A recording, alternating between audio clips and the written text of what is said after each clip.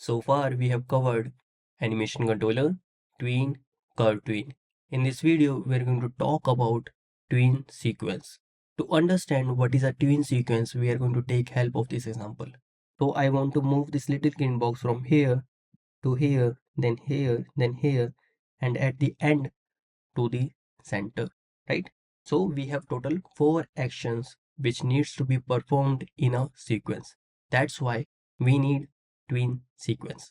So we are going to create a TweenSequence object, and this TweenSequence will require us to pass a TweenSequence item, and each item will define a action.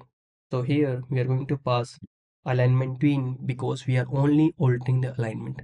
And there's one more thing which you need to consider is all the tweens needs to be same in a TweenSequence. Also, we need to provide weight.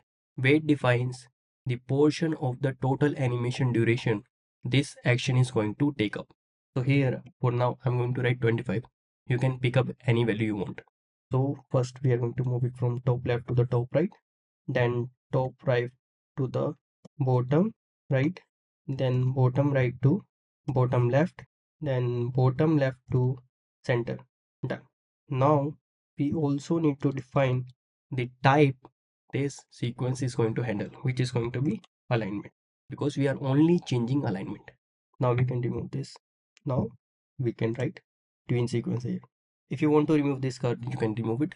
If you want to keep it, then you can keep it. So that would restart. Let's increase the duration to the 10 seconds.